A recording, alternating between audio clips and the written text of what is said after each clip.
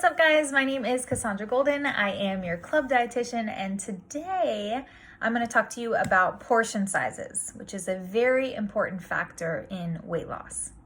So how much you're eating is just as important as what you're eating. So if someone is eating a very healthy diet but not paying attention to portion sizes at all, this could create a barrier to their weight loss success. I see it all the time, actually. So we tend to eat whatever is in front of us, right? We tend to guide our portion sizes by external cues, which means finishing our plate, finishing our bowl, finishing the protein bar, finishing the protein shake, whatever it is. When it's finished, that's when we're quote unquote done. But what I would like to challenge you to do is to guide your portion sizes by your internal cues. And what that means is by your fullness factor. When you're no longer hungry and you feel content and satisfied, that's the point of stopping rather than, finishing whatever's in front of us just by habit. So I would argue that portion size is the single most important strategy for weight loss. Typically, when I start working with someone and their goal is weight loss, we don't so much talk about what they're eating in the beginning. We talk about how much they're eating. That's really the most important starting point. So when you're eating a packaged food, a good starting point for portion size would be to look at the suggested serving size, which is on every food label. So take a look at that. It may say a cup, it may say a half a cup, it may say 12 pretzels, it may say 8 ounces, depending on what you're having. This is a really good starting point to be aware of as far as the suggested serving size. So as you may know, all of the numbers on the food label are based on that suggested serving size. So if you're paying attention to carbs and protein and sugar and fat and cholesterol and all of that, it's very important to know that those numbers are based on the suggested serving size. Just a little extra credit tip for you. So you may be wondering, what is the recommended serving size or portion for lean protein? And the lean protein that I'm referring to is poultry, fish, shellfish, and beef.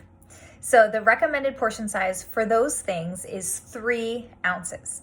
So a visual interpretation of that would be the palm of your hand, this little square right here. That would be a visual interpretation of 3 ounces of lean protein, okay? Now, there are different alternatives for protein that are not from animal sources. So these are plant-based proteins. These include things like beans, peas, lentils, eggs, nuts, nut butter, I don't know why I'm counting on my fingers, tempeh, and tofu, and then things like bean burgers and veggie burgers. Those all are considered lean protein sources as well. So there are different serving sizes or portions that are recommended for each of these. So I'm just gonna go down this list that I have on my computer, okay? So for beans, 3/4 of a cup is considered 1 portion. For peas, 1/2 of a cup. For lentils, 1/2 cup. For nuts, it's only 1 ounce. That's very important to know, because what I see often is that, people say to themselves, oh, almonds are healthy. They're high in protein, high in healthy fats, which is all very true. But if we're having 3 or 4 servings of almonds in one sitting, that can really add up to 600 calories very easily. So portion size is key with all foods, including those healthy foods. Okay, so 1 ounce of nuts is considered a portion. 2 tablespoons of nut butter, so that could be peanut butter, that could be almond butter, cashew butter is my favorite. 2 ounces of a black bean burger or a veggie burger.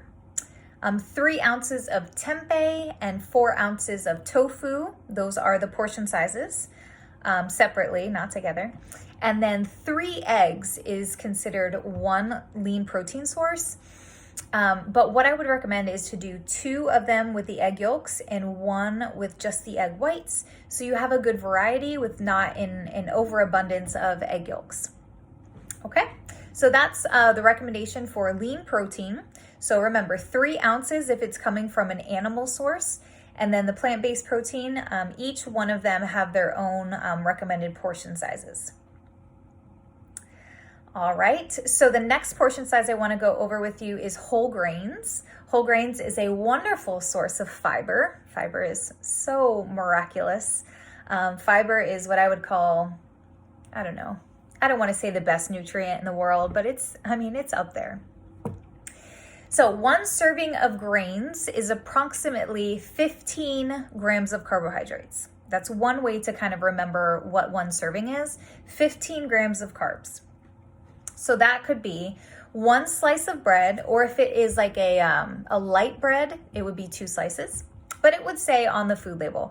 So with things like whole grains, there's going to be a food label. So we can look at the suggested serving size and use that as our guide for our portion.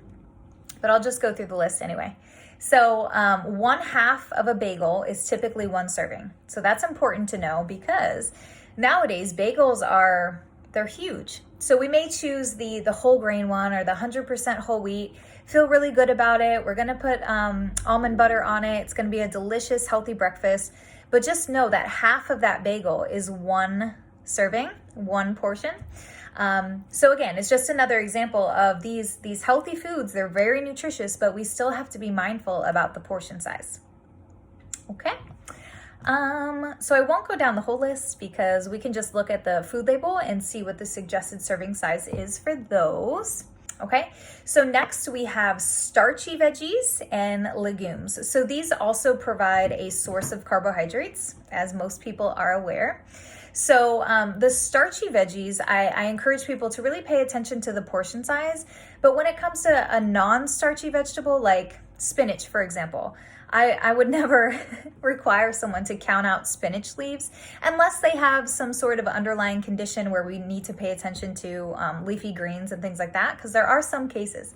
But in a normal case where we don't have to pay attention to that, I would only really recommend people pay attention to the portion size if it's starchy veggies, okay? So these include corn, peas, beans, lentils, potatoes, and that's white potato and sweet potato, and then winter squash. Those are considered the starchy veggies. So 1/3 of a cup of corn or peas is 1 serving. 1/3 of a cup of cooked beans, 1/2 cup cooked lentils, 1/4 cup baked beans, typically because there's like added sugar to baked beans. 1/2 cup for mashed potatoes, that's 1 serving. 1 small white potato, 1 small sweet potato, and 1 cup of winter squash. Those are the individual portions for each one. So 1 cup of raw leafy veggies is 1 serving size. 1/2 cup of other vegetables, so non-leafy and non-starchy. Everything else is 1/2 cup. Okay, so non-starchy veggies include kale, spinach, arugula, lettuce, Swiss chard, broccoli, Brussels sprouts, asparagus, bok choy, tomatoes, cucumber, peppers, eggplant, cabbage, cauliflower, okra, zucchini, radish, collards, and mushrooms. You may be wondering what 1 portion of fruit is, and of course it really depends on the fruit, just like it depends on the vegetable that we're talking about. It's not all going to be the same portion size. So 1 serving of fruit is approximately 15 grams of carbohydrates. Another thing to memorize. 1 serving of fruit is approximately 15 grams of carbohydrates. So 1 cup of either any of the berries, so blackberry, blueberry, strawberry, raspberry. 1 serving is 1 cup. And then also 1 cup of watermelon and cantaloupe melon. That's the serving is 1 cup. Okay, so the visual interpretation is approximately the size of a tennis ball, which I don't have one to show you, but you know what a tennis ball looks like. Okay, so if you're eating hand fruit like apple, pear, peach, orange, nectarine, 1 serving is 1 piece of fruit. Okay, so of course there's bigger apples, there's smaller apples. So if it was medium size, then it would be 1 serving. 1.5 clementines is considered 1 serving. 1/2 banana is 1 serving. 3/4 cup pineapple, 1/2 cup of grapes, 1/2 cup of pomegranate seeds, 1/2 cup mango, 1/2 cup cherries, 1/2 cup grapefruit, and 2 plums is the serving size, 1/2 of a medium avocado, and 1/2 cup of unsweet applesauce.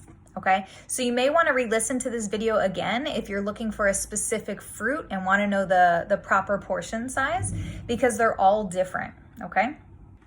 All right, the final category that I want to go over with you is healthy fats. And this is so important. I mentioned this earlier because we have this mindset that avocado is healthy because it has healthy fats, which it does. I'm not saying it's not healthy. But we can't go overboard on things like avocado and peanut butter and sunflower seeds and put chia seeds in everything without paying attention. Okay, so nuts also provide a source of protein. I mentioned this earlier. So 1 ounce of nuts is considered 1 portion. 1 ounce of seeds is considered 1 portion. Seeds probably don't sound very fun or exciting to you, but they have so many nutrients. So we have chia seeds, we have flax seeds, we have pumpkin seeds, we have sunflower seeds, we have hemp seeds. I can't remember any other seeds, but they are all very high in protein and very high in healthy fats. So we got to be mindful that 1 ounce is the portion size. Okay, 2 tablespoons of peanut butter or almond butter is the serving size.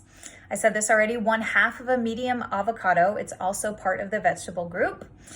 4 large olives and 1 tablespoon of oil. So just be aware that 1 tablespoon of olive oil, for example, is 120 calories.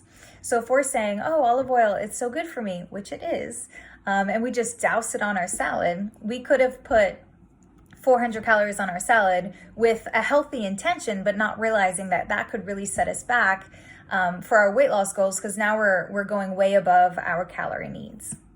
So my final thought with this is that how much you're eating is just as important as what you're eating.